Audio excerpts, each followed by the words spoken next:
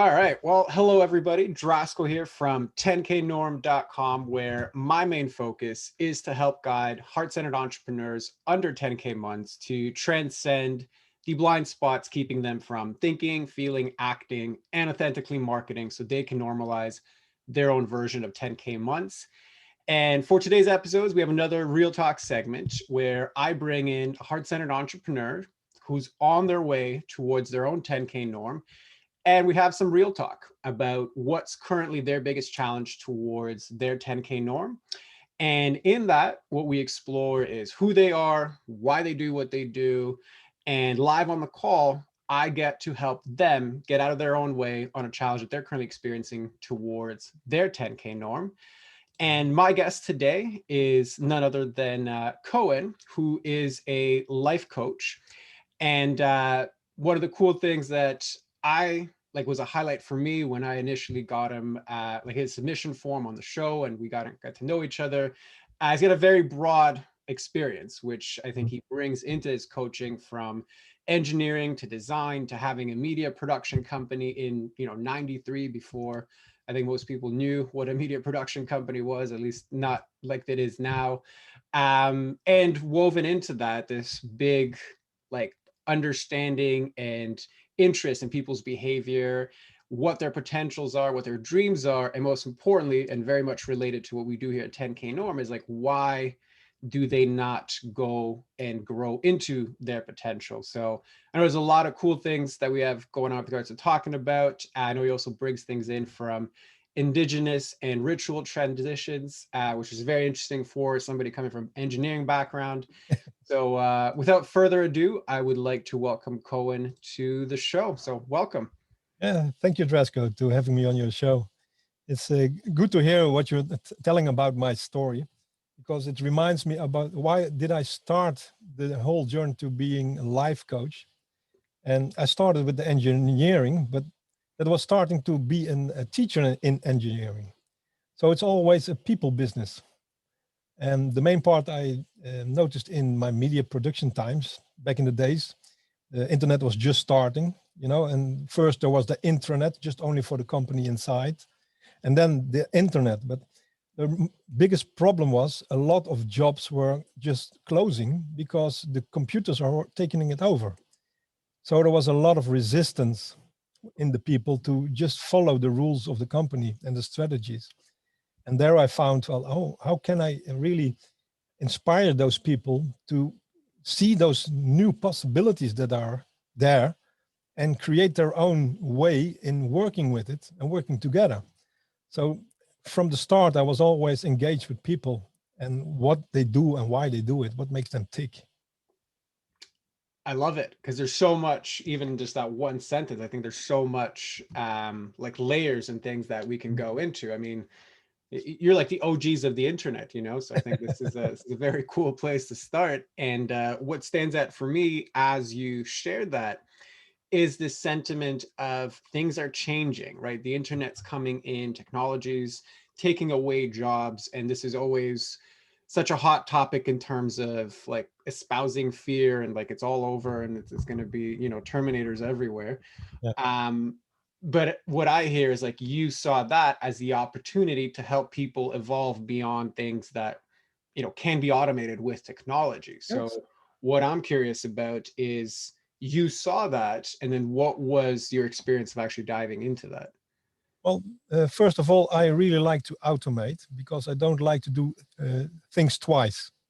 When I've done it, I understand it, I know I can do it, but why have to do it again? So when I learned about scripting and automating, I saw, whoa, the computer is working for me.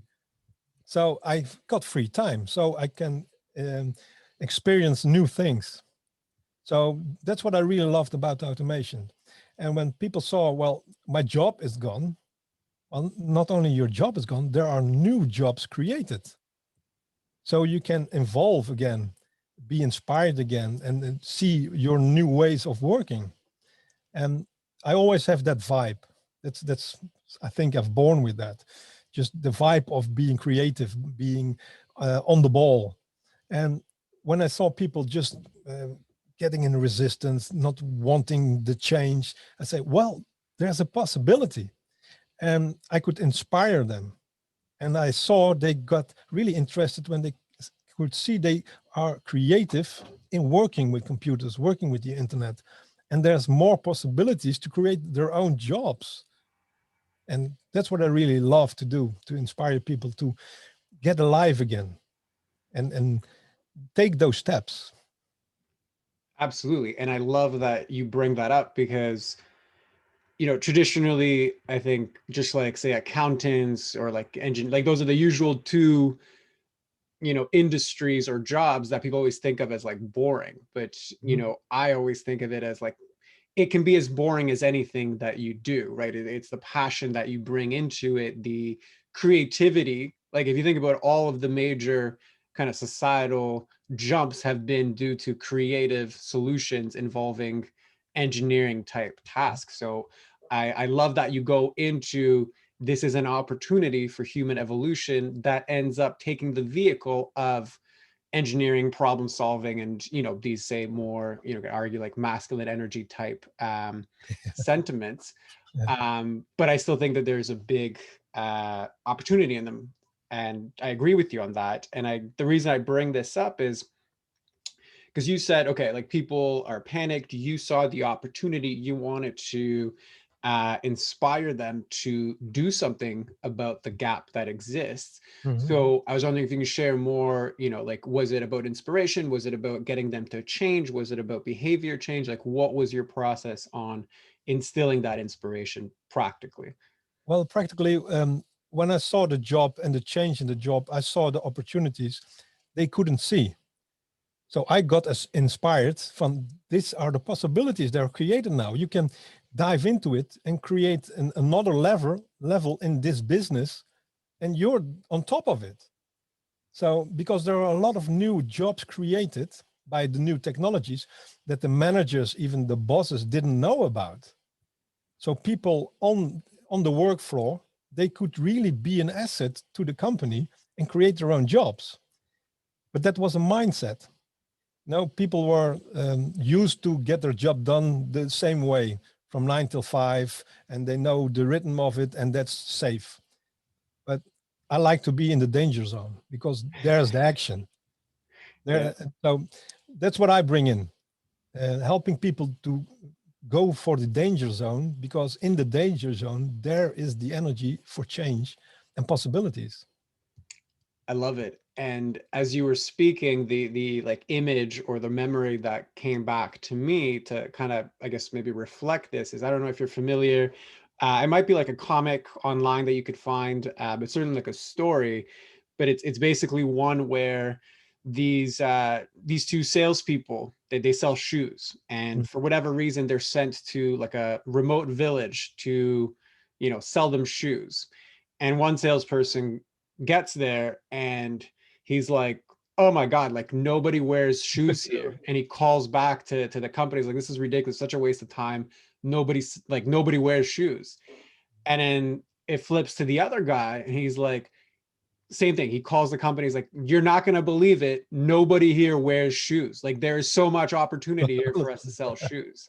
Yeah. Right. So as you were speaking, that's exactly what reminded me of, like, it's how Mhm. you look at what is in front of you. It's not the circumstances that matter, it's how we react to them.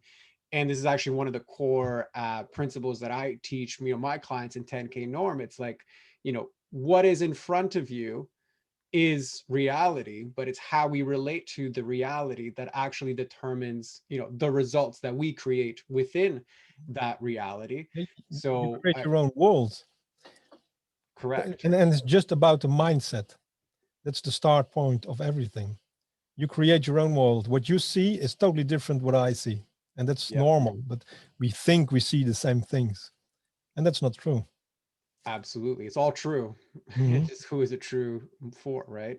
Yeah. So I once was in training, and they told me if something is not working, there's something you don't know. So a lot of people think I'm failing, I'm not capable of it. No, no, if something is not working, there's something you don't know. So I can teach myself, I can find a coach, I can find somebody that does know, and then I can do it. So that's really one of the core essence of people are they teachable? Are they coachable? And it's possible to really strive and get to the next level. Absolutely. So is that what you've brought into your work now? Like I'm assuming now your main aspect, like is it the life coaching or is it more of the like systems design and things like that? Well, it's both because when I started to coach and group coaching and getting people alive again and interested again into strive for more, I also noticed they need tools to create their own business with it. So, and in an online business and getting authority, getting known, you need to know what's happening online and how you can create it or even hire some people. So I always combined it. First, getting yourself out of the way, your new mindset, new goals, new strategy, and really feeling this is what I am supposed to do on this earth. This is my goal. This is where I want to go for. And then getting all the tools to really create it, manifest it. So I always taught people also to do that, create their own websites, create their own marketing, create their own photo shoots, videos, that kind of stuff. So that was always interconnected. Got it. So it's more of the not just give a man a fish, but teach a man a fish sentiment, right? It's not just I'm going to do the implementation for you. I want you to understand how to actually work these things beyond me. Yeah, Would that be accurate? first they need to really admire the sea instead of making boats. Admire the Mm, sea, longing for the sea, and then they got the spirit, and then giving them tools. Well, then they will work on it because it's their vision, and that's the big difference. got it. So it sounds to me like what you do is you actually facilitate the manifesting or the creation of whatever it is that Yeah. the individual actually Yes, can kind of. in three levels. You have the do-it-yourself way, so you get trains and you get systems. Do it with me. Do it with done for you is the next level. Then you just give it out of hands. But the do it with me, I like the most because if somebody's really inspired, I get new ideas. Mm, They teach me too. So it's interconnected. I'm not only the coach, it's working together on a big vision. And when that's there, then there's a lot of inspirement. And then the flames are just really firing up. got it. So it's beyond just, I mean, I don't want to say simple implementation of the like online automation tools and things that like run Especially that businesses. Yeah. the dull implementations of tools. That's no. Got it. It's working with the individual on their vision, how that's going to help them execute the vision and creating Mhm. it. Kind of what Yeah. we spoke about, I think, before, like we started recording, like you make your business to facilitate your life. You don't get a business to just have, a much more stressful job. That Especially that. Yeah. What absolutely. is your fastest way to really get your online potential out of there so you can reach your goals? Got it. Love it. And yeah, that is certainly as far as like scaling is concerned. And I think having actually done some implementation work for people prior to moving and doing 10K norm, Mhm. I know from firsthand experience, there are a lot of misconceptions that go into that world, in addition to obviously a lot of benefits. I'm just curious, from your perspective, what do you find people often overlook? And it might be at different stages of business. I don't exactly know 100% who you work with, but what are the common ones that come up? The main thing they overlook is seeing it from the perspective of the client. Hmm. They have experience, they have knowledge, they know stuff, and they like to talk about it, but nobody is looking for that. The clients, they have a problem, they want a solution, and that's what they only want to hear. So if you're really going to sit on the chair of your client and look at from their perspective, then you see a lot of things that are really crucial. So getting them on the right seats to look at themselves, at their the way of how they work, how the company is scaled out, how the strategy is. And then they can see, oh, this is not the way it works. This is not the way it will work. And if I do it this way, I will not be happy because that's not the way I want to work. Because I got the wrong customers. Yeah, I get money, but I got the wrong customers because I have to work all day on dull projects. So really getting the core out of the business owner, but also viewing from the perspective of the client, what they really need, what's the core problem they have, and what is the solution that really will get them their results. I love that you bring that up there, because in like 10K norm, when we get to the authentic marketing piece, I always talk about this in terms of meeting your people where they're at. Yeah. Right. So oftentimes we as professionals or as coaches are so caught up in like the solution, the process, our brain just automatically goes into, well, this is what you need to do, this is how it's done, Yeah. that it's such a hard, it's not necessarily disconnect, it's just that that's how we're wired and that's what we look at. But it's such a hard step to transition into really being empathetic about, well, where is my client at? Where is my prospect at? How do I connect with them in a way that's going to help me matter to the people that Mhm. actually need me most?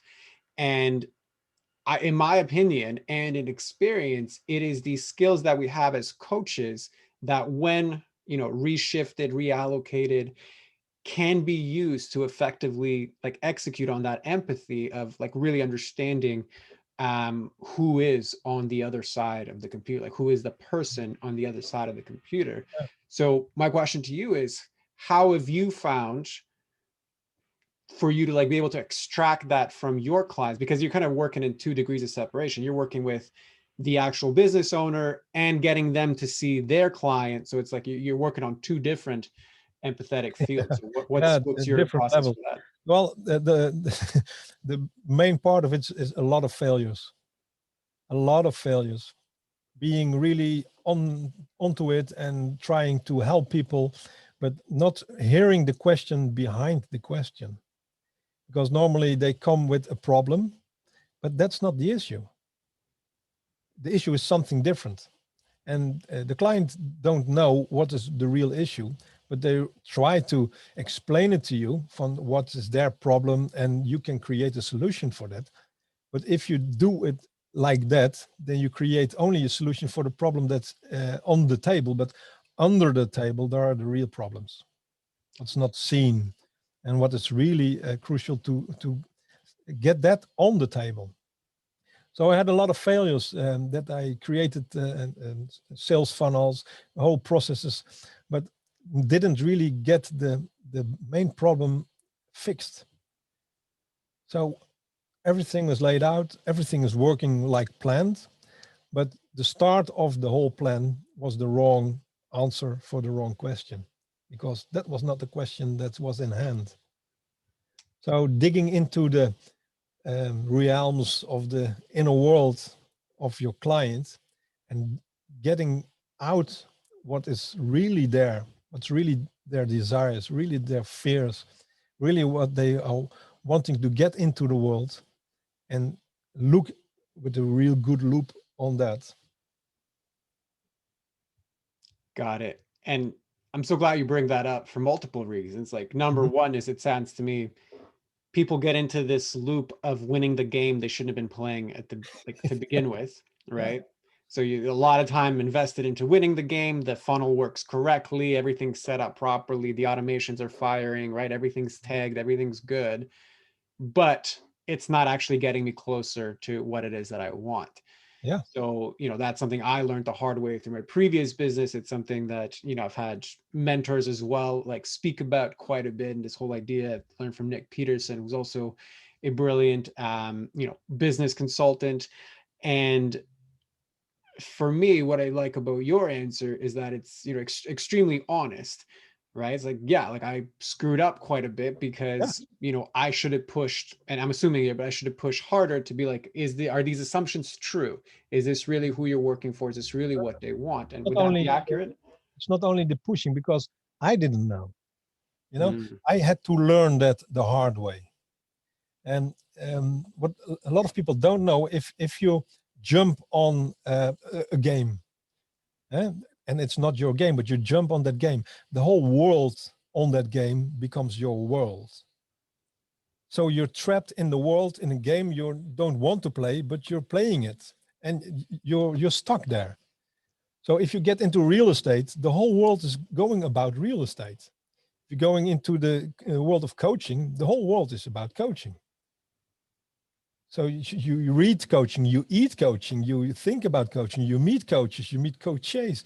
So the whole world is, yeah, the world at that moment, but it's not the real world. It's just one of the possibilities.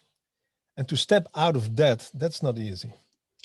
No, it's definitely not easy. And, in that instance, I'm speaking also from personal experience because, so just as a bit of background for yourself and maybe some of the people that don't know.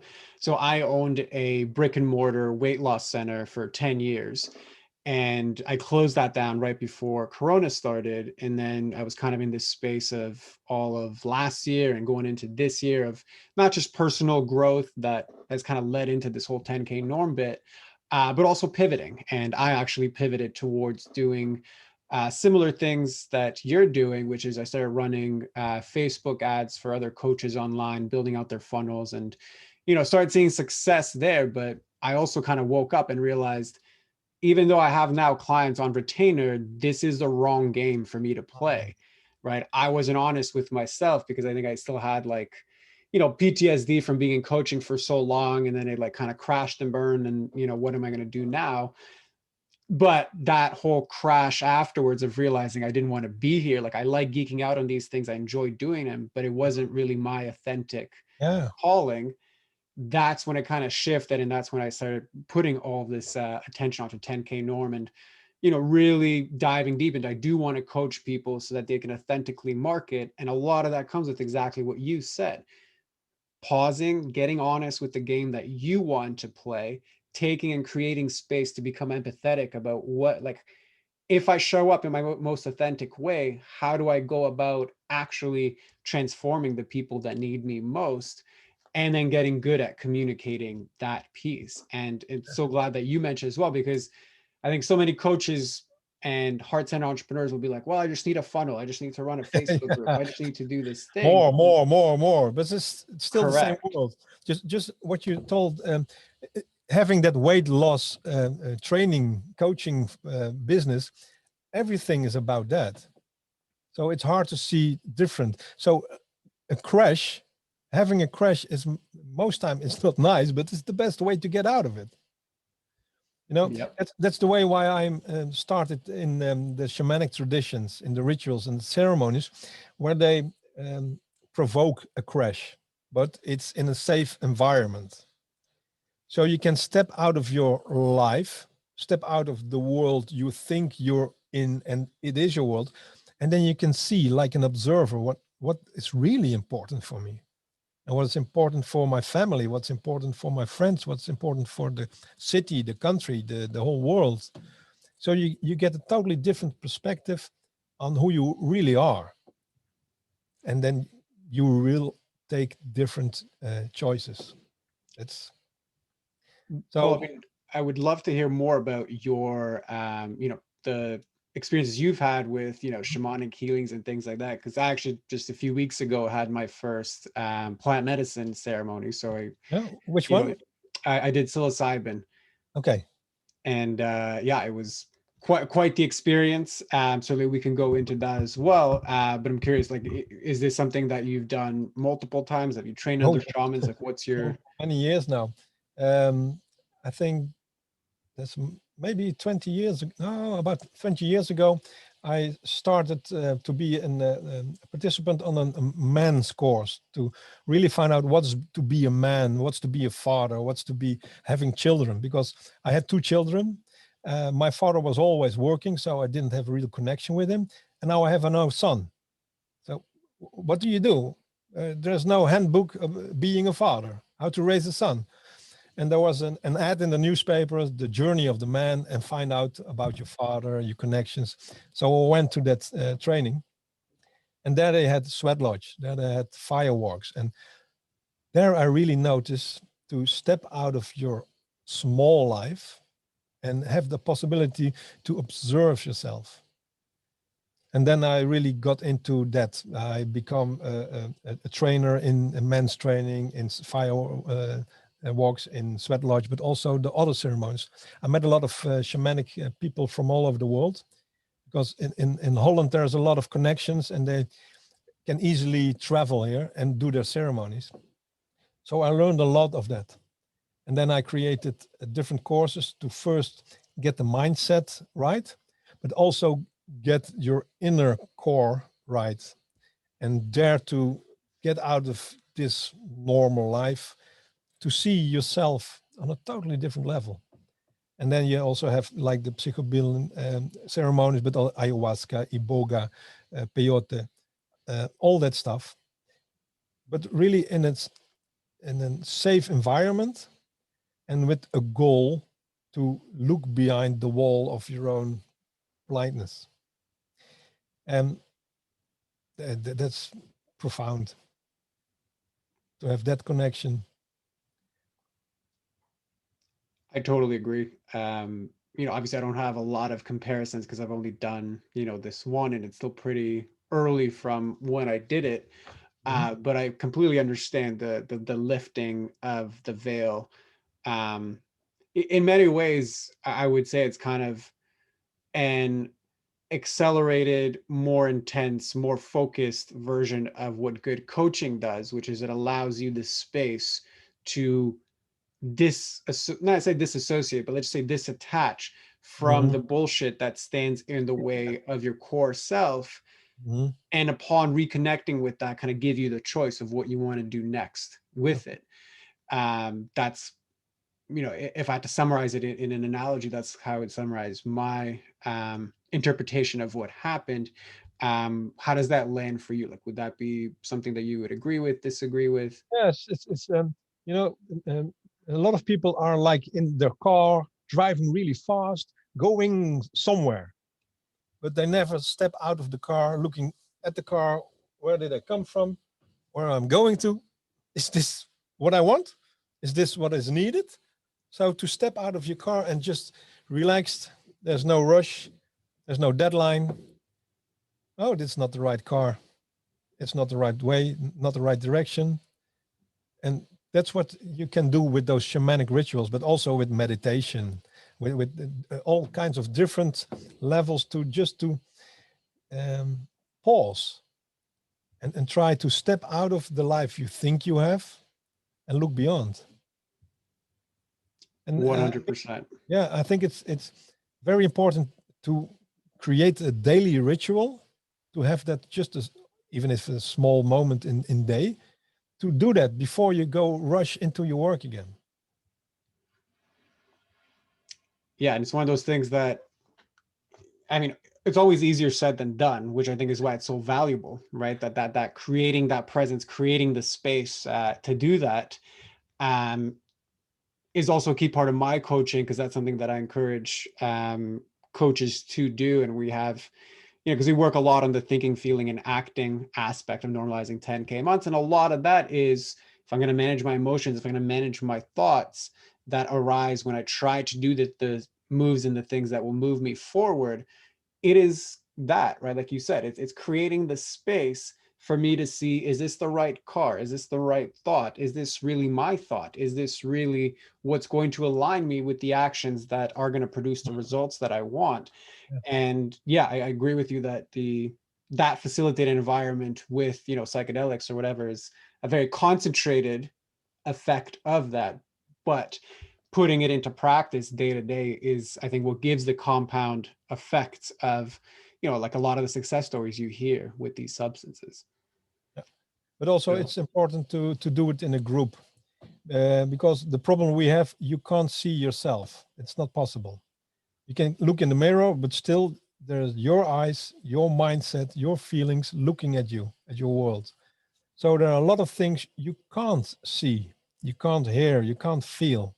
And only in a group you can recognize another that's doing the same you're doing, and then seeing the impact of that. And then, oh my God, that's the impact of that guy. That's not good. I'm doing the same. Oh God, I have to change that in my world. So We need to reflect on each other in a group. And that's what I like in the tribal settings. There are a lot of ceremonies where you can create that. And there you can have a lot of aha moments, the oh shit moments we call it, because then you see, oh God, what I'm doing that for years now. Now I can see that's not the way. Thank you for showing me that. Well, Coen, I mean, we didn't plan this segue, but that's a perfect segue into exactly the reflection, right? Yeah. I think the part of the reason, as I told you before we started this call, and why I'm doing these segments is in the witnessing of another, we actually witness ourselves, right? So this Yes. dialogue, this, you know, presentation, whatever you want to call it, really is all about seeing myself. If I'm the listener, seeing myself into what is being discussed and what reality is presenting back to me. And that I think is the effect of like, listening. But with regards to like facilitating that reflection back, obviously to me that's a big core of what coaching is. Mhm. And getting back to the segue piece, so what is it that you feel like is standing in your way? What is your challenge towards your 10K norm right now? Well, at this moment, because of the corona, a lot has changed. And when the corona started, we had a venue where we could train about 300 people. It has streaming video, it has graphic studios. It was totally complete. But that was shut down because we couldn't give any group sessions anymore. So we couldn't hold that venue. So the business totally changed. So at that moment, also, I was divorcing my wife. My parents are really getting old, and my father has severe dementia, so he needs help. So a lot of changes in a short period were coming my way, and I need to cope with them. And then I panicked. What to do? I need to create a new business. I need to create an affiliate market. I need to create my media production company again. I need to get all things running and running. So there are too much angles to hold on. So I had too, how do you call it? Too much playgrounds to play with, but not really focused. That went on about half a year, 3/4 of a year. And again, I started to partner up and create some business together. And then I settled down, and then I got some good training, some good coaches. And now I'm really feeling, okay, I'm getting focused again, what my core essence is. But at this moment, I have partnerships that are great partnerships, but the revenue is just after 3 to 6 months. So I really love that work because it's a very good idea and it's a big, great business. But I noticed that I also need, there needs to be revenue now. So I will look, where do I get a new project? No, I need to get my focus back on the big picture because that's where I want to go. But I need to have my money this month also this week. Now I need to, so I noticed that I'm switching between that. So the main goals, they're steady, they're really good, and there's a lot of perspective in that. But the revenue is also later on. So there I feel stretched, focused, really getting on, and then again, oh no, panic. Oh, I need to do, and that's what I'm. That's why it's, at this moment it's not 10K because I need a lot of time for that project. We need to build a really good business, but so that's where I'm at this moment. Got it. Well, first and foremost, thank you for sharing because I think a lot of people can relate to, it's like when one thing crashes, sometimes it can feel like a nuclear effect, right? Like you said, it was not only did my business crash, but like my relationship and like, what am I going to do next? And so many questions, the world's going down, like it's just everything, it wasn't like, you slowly pull a Band-Aid off. It's like, it's a gash across the board. There's no Band-Aid to It was begin with. a nuclear explosion. Yeah, nuclear explosion is definitely how it felt to me, like just having you reflect it back. So I just want to commend you for A, sharing that, and B, going through that, because I know it's not an easy thing to go through. And, while my circumstances were different, I had a very similar experience at the beginning of 2020 as well. So I understand the emotional turmoil that Mhm. takes. Um, and then with regards to your positioning right now, if I could just ask some clarifying questions. So Yeah. the partnership you mentioned, the revenue coming 3 to 6 months, that's okay. Well, with this partnership and the things that we're building, the revenue is expected to be coming later, not right now. And it's what do I do to make the revenue right now? Is that correct? Yeah. Okay. And with that partnership, I'm assuming it's what you mentioned at the beginning of the call, like you do the automations, the funnel building, like is that your role in this? Yes. Okay, Main point. got it. So in that case, because you have this whole, it sounds to me like the shiny object syndrome, right? Like I go there, I could go there, I should do Yeah. affiliate marketing, I should do this. And Absolutely.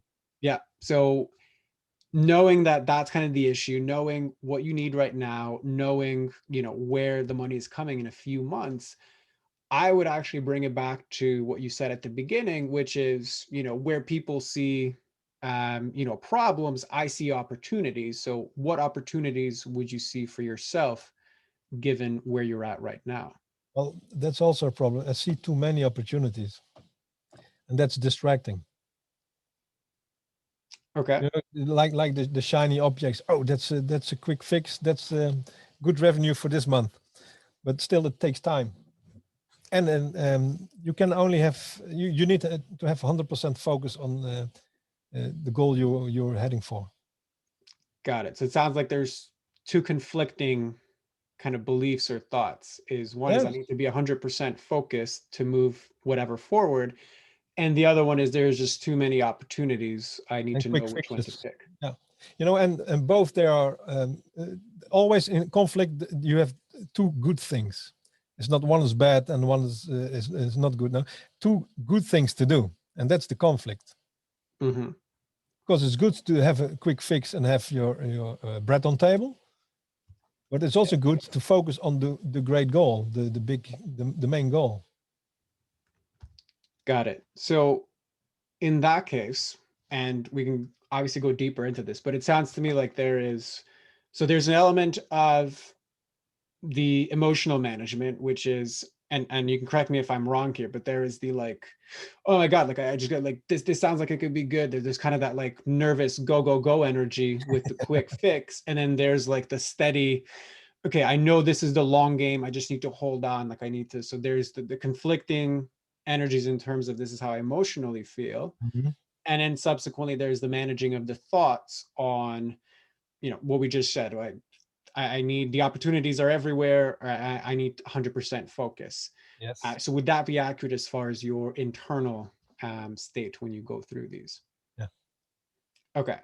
And if, and this is an if, but if you had one thought that connects all of that together, what might it be?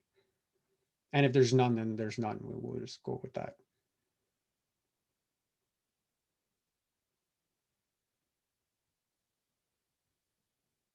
Time. Time. Okay. So what about time specifically? I would love to stretch it. Okay. Make 84 hours into in 1 hour. So I would love to stretch time. So 84 hours into 1 hour. And Mhm. what would you do if you could do that? And I then it's fixed. So let's define that further. What's it? Then it's fixed. So what would it be? All the processes that needs to be in place to get this business going. Okay, so let's define that further. What processes would those be? That needs to be the onboarding funnels, the sales funnels, the webinar funnels, the Okay. email sequences on that. And that would be your actual contribution to the project, correct? Mhm. Okay. Is there other people involved that need their pieces as well? Yes, there are other people's involved. Okay. So is it true then that if you had 86 hours condensed into one and could complete your whole thing, your funnels, your processes, etc., is it still true that that would actually ensure the launch of this project? Yes, it's um, the problem I see in it, that the overall vision of the whole project is very difficult to translate and to get into workflows for other people. Right. So it's comes down to, again, even if I did all of the pieces that I am responsible for doing, there are still pieces that are outside of my control with responsibilities of other Oh, no, no, people. no, No? I could, no, I could do it all by, yeah, I could do it. No. Okay. And if you had it all done, 86 hours into one, could you press the launch button and there would be money flowing Yes, at I that can. point? Got it. Okay.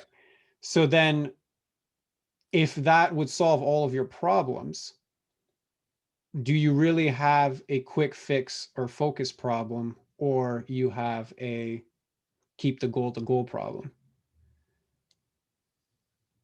And not, no. No, the best would be if I could delegate it. Okay. So where does delegation fit into this whole thing when prior it was if I had 86 hours in Yeah, one well, that's altogether? the same. You create more time in 1 hour. If you got four people, you get four jobs done in 1 hour. Okay, got it. So it really just comes down to the more I can close the gap between this thing is at where it's at and it needs completion, then we can start making money with this. Mhm. Okay. And does it all fall on your shoulders or it's somebody else's, like somebody else needs to be in it to actually move this whole thing forward? Well, there's you've got the technology part and the strategic part, and you've got the sales part, and that's not in my hands. That I don't need to do. Got it. So if you built out all of the infrastructure and there was no sales, would you still move forward? No, because we need the sales also. That's the partnership. Got it. So now we come back to, even if you could compress 86 hours into one Yeah. and you completed everything, the project ultimately is still dependent, at least to some degree, onto somebody else. Yes, but he's very capable. And that's fine, right? And this is more about focusing on the pieces that you control. And the reason why I'm asking these questions is if your initial problem is, well, I've distracted by too many things or I need to focus. And then the subsequent question was, well, you know, what connects all those things together? Well, it's just time to complete my part of the project. Mhm. From the outside looking in, it seems pretty obvious what the next steps are. And I'm curious, what is it about that you don't find obvious, or how does that land for you when I reflected to you? Like, this guy's know what he's talking about. That's bullshit. That's right. Like, what stands out for you? No, just explain me how you see it, because your vision is different than my vision, and that's what I can learn from. Sure. So the way I see it, based on the information that I know, is if my whole life changes by the execution of this project, then it really just comes down to, if that is the goal and the other person I'm assuming is capable based off of what I know, then my attention should be spent on optimizing getting this done while putting enough time and energy into how can I fill the gaps financially. And those are really the only two things I need to actually focus on to move forward in the, mid to short term, meaning, a week to 3 months. Mhm. That's how I personally see it. So how does that land for you? Yeah, that's. I think that's the main part of it, because I feel that big partnership and that big company creating that's really where I want to be. That's also the place where I really want to focus on. Got it. So in that case, when we look at, okay, so what's standing in the way of that? Because it seems pretty clear, like this is what I want. Okay. You seem to know these steps involved because you're like, even if I had the capacity to hire out, I know like I would know what to tell them. I know how to delegate it, Mhm. right? So the what seems pretty clear. Okay. So then what would you, if you had to guess, what would you say is actually getting in the way of executing that piece? Only the fear of not thriving this month. Of not thriving this month. Yeah. Okay. So fear of not thriving this month. Okay. So let's define that further. What do you define as thriving? Then the income is totally secured. Everything is paid for, and everything is what we need to invest can be invested. Okay. So it's like living expenses are paid for. Um, the money is coming in, like that piece is secure. Mhm. Okay. So is that really thriving or is that surviving for the short term? Uh, Both, because it's surviving, but it's also getting to invest in more in better ways, better people, better systems. Okay. And is that really necessary for this project to move forward? Yes, because it's too big. Got it. Okay. So the project overall is too big, which is why you want to condense the 86 hours into Mhm. 1 hour. Yeah. Okay. And I don't have the resources to make that happen with delegation. So it's growing in both physical scope and mental scope. Yep. Okay. But I also need to get my bills paid this month. Yep. So in that case, I would go back to the distinction between, because your statement was like, I have a fear of not thriving this month. Okay. Given your priorities right now, is thriving more important than surviving? Yes, Okay. How so? because um, um, I can survive on lower levels. That's no problem. And the thriving is getting beyond the threshold. You know, it's growing fast at this moment. So, and there's a how do you call that? It's a it's a bandbreedte. What's in English? Bandbreedte. It's a stretch band, and it Mhm. needs to be um, in the right space. It needs to Like not in a to stretch threshold. too strong Okay. Okay. because So it it's gets either it big. can't be pushed too far, or if it's not pushed at all, it's just loose. It has to be in that kind of middle. Yeah, yeah, yeah, yes, yes. Okay. Got it. So in that case, is thriving, like your definition of thriving is being in that optimal zone. Yeah. Okay. And in that optimal zone is your time, your energy towards the project. And then is it also contributing money to fund this project or no? Well, um, if there's money, there's more time Mm-hmm. because you can hire people. Mm-hmm. So there's the discrepancy. The how do you call it? Discrepancy? No. Discrepancy Yeah, between them? discrepancy. Yeah. That's the word. Yeah. Got it. Okay. So this fear of not thriving this month, if you were to say, I would only survive this month, would that be acceptable or unacceptable? Unacceptable Okay. Why? because surviving is just surviving. Okay. And how would you define surviving in that instance? Just staying alive and eating. Okay. And in terms of like financially getting your stuff okay this month, how would you define surviving from that perspective?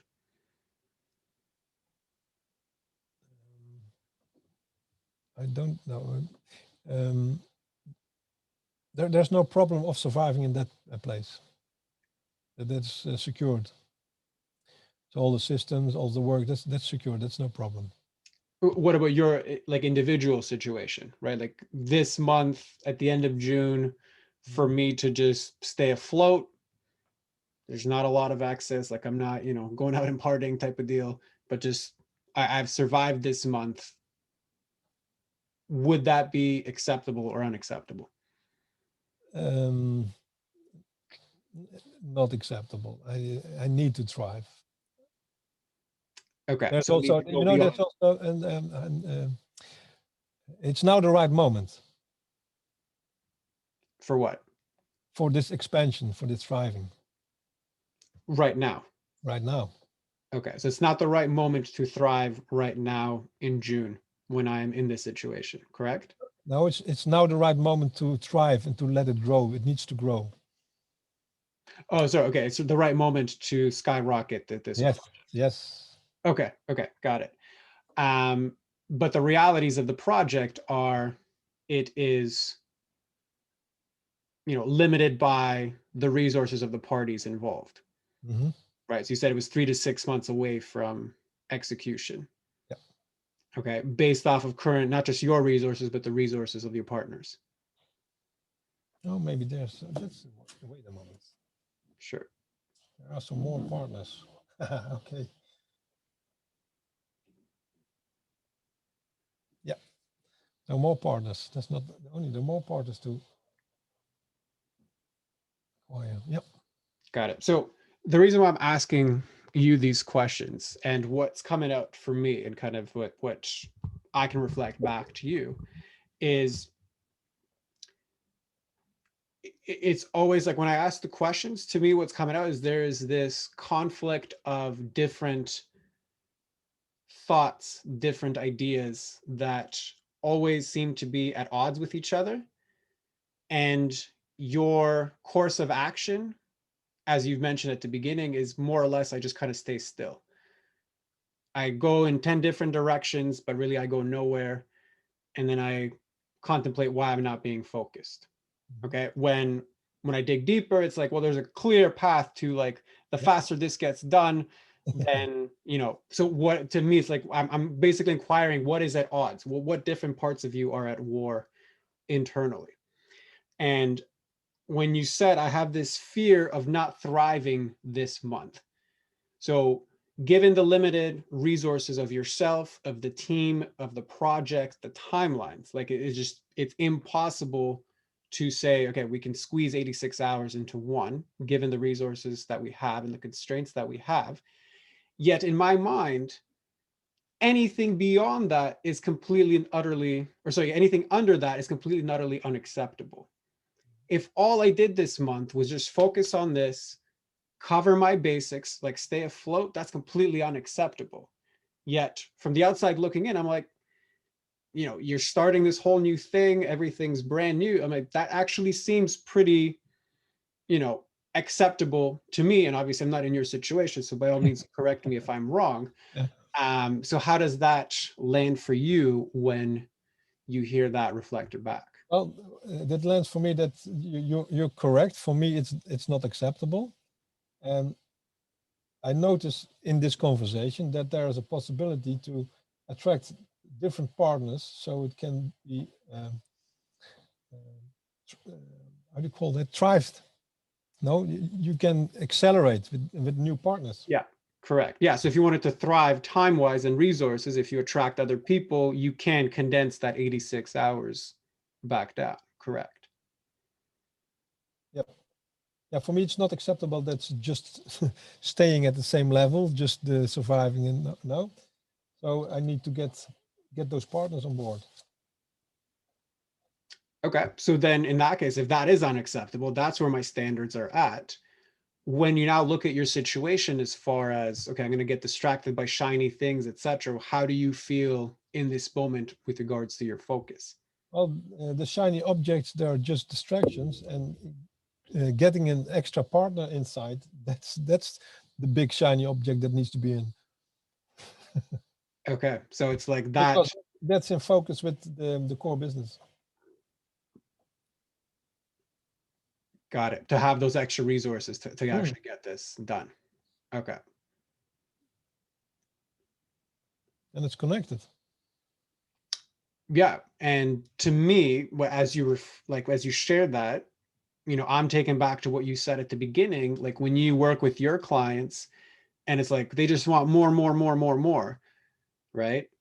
To me, it sounds like I'm actually locked into that same mindset state of like, well, I just want to thrive more. We need to get more done. More is like not enough is getting done. And staying in that thought pattern of not enough is getting done, from my vantage point, it just keeps you locked into a standstill. I just then don't move. I just keep looking for things to reinforce me standing here. Whereas now it's like, well, hold on, maybe we can just pull somebody else in and actually accelerate from 3 months to 2 months, or whatever the case might be. So how does that land for you with That's regard? good. I can feel it. It's good. It's flowing. Okay. And how does it feel like as an embodied experience? How does it feel? It's flowing. It's like, woof. Okay. Okay. Good. Awesome. Yeah, it's Anything nice. else that's coming up for you as far as this particular issue?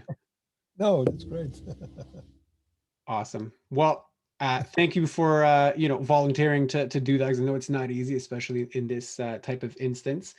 And what I would just want to like highlight here is, we all do this, right? Like the easiest person to lie to is ourselves, right? And you shared like with the rituals and having the group dynamic here, that mirror is so important, because without the mirror, right, it's like it's very hard to see the label if you're inside the bottle, right? Of Like course. you can look and you can like see different angles or whatever, but it's very hard to actually witness what's happening from the outside, right? But having that mirror, having that witness, having somebody facilitate, okay, well, let's just like, my feelings are not locked into this, which is why it's always easier for us to give advice rather than take our own advice. Yes. I think that was a perfect example of how that can operate in that capacity. So I just want to thank you for being open to that, and answering my questions, which I know sometimes can be quite annoying to answer.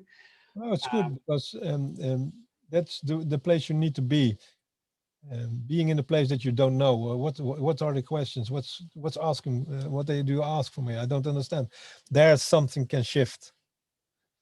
Correct. So I'm glad that we were able to make at least the shift, because my sentiment was from the beginning. I'm like, it kind of sounds like you know what you need to do, right? Like it didn't seem like clarity was the issue, or like knowledge was the issue. It just seemed like you were looking in the wrong place. So I'm glad that came out for you.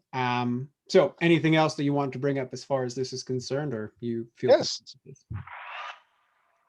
It's good. you've done right. All right, well, thank you. I appreciate that. So, in that case, where can people find more about you, or who ideally, or rather, and who ideally do you help? What's your ideal person that It's can a come talk with Coen, all that good stuff? yeah. It's talk with Coen.com, and the main part where I work is professional coaches and trainers, because I've got a lot of experience as coach myself, but also a lot of experience in the online marketing and all the sales funnels. So I can really look into their business, what their goals are, and which path they need to to walk. Because a lot of people, they do everything on Facebook campaigns, LinkedIn campaigns, but they don't need it because they only need a good sales funnel for a call or a group Zoom call or what else. So don't get attracted to all the possibilities, and just see this is the way I need to find my audience. Love it. Yeah, that's a core component of what I talk about as well. It's like, don't worry about the ads and the funnels and all of that. Like, Oh, get to like your 10K norm first with what's in front of you, and then you can worry about scaling if that's what you want to do at that point, because what that's you the other. want to do, because that's also a good question. Correct. Yeah, because there's a You- lot of you- headaches that come with going beyond that point, right? And sometimes you'll find that you find like you can potentially make more money, like keep more profit at 10K than you do at 20K, depending on yes, how you grow your team or what you decide to do after that. So yeah, or the right audience, going to the high tickets, and it's totally different ball game. correct. So awesome. Love it. Well, go check it out. So it's talkwithcoen.com, correct? And Coen is Coen. And yes, Yes, okay, I'll include it in the show notes. But yeah, thank you very much for being open to that. Thank you very much for being that beacon for others. And yeah, we're looking forward to seeing this 3-month project being condensed into one now. Yes. Oh, you will notice it, I'm sure. All Awesome. right. Thank you Hey, very let's much. go.